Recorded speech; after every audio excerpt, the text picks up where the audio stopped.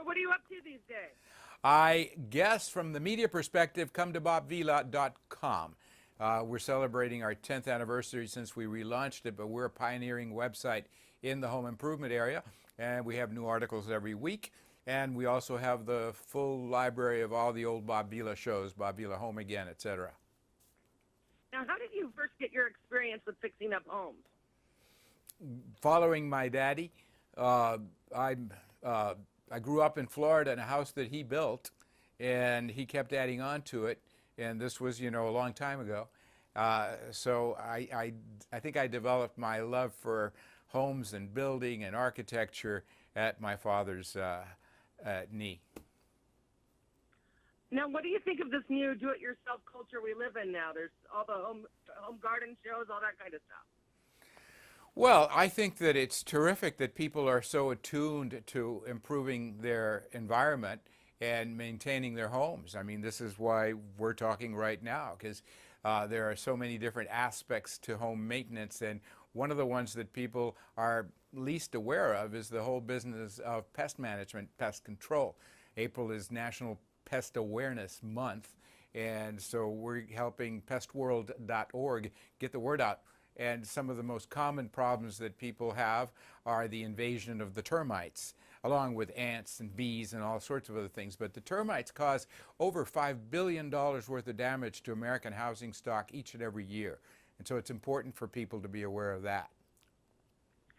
Now, what are the top 3 things people can do right now to keep the home safe from pests? Well, to make sure that the exterior of the house is nice and tight and sealed up. Look for cracks or holes, whether it's wood or masonry.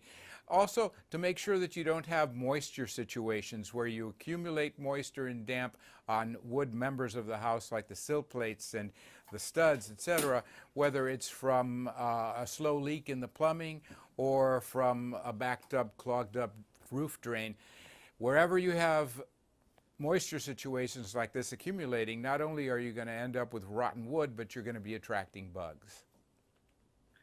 Now, a lot of people are scared about bugs that come carrying diseases like the West Nile virus, Zika, et cetera. What is the best thing to do to limit our exposure to these pests this summer? Now, regardless of where you live, mosquitoes are going to be a problem. And for many, the mosquitoes that carry the Zika virus can be a real menace. Pregnant women especially. We have had a number of birth defects associated with Zika, and there's still no vaccine for them. So aside from dressing appropriately, long sleeves, long pants, hats, etc., use a bug repellent that's at least 20% DEET. And I think one of the important things that people don't think about is to make sure you're not providing any kind of breeding situations for the mosquitoes right in your backyard. That means no bird bath full of stagnant water. All the mosquito needs is about a ½ an inch of water to lay her eggs, and presto, you got a whole new crop. So clean up the backyard and make sure you don't have anything that's collecting water. That could be something as simple as an old auto tire that's been leaning up against a shed, collects rainwater, and the rainwater just sits there providing a habitat. Now, what is the best way to check your home for termites? Well, termites are a little bit trickier in that usually you can't tell that they're doing their work until it's too late. And you can look for telltale signs of termite infestation. Look when you're vacuuming, look to see if there's something collecting on the floor that looks like sawdust, but it's actually what they call frass.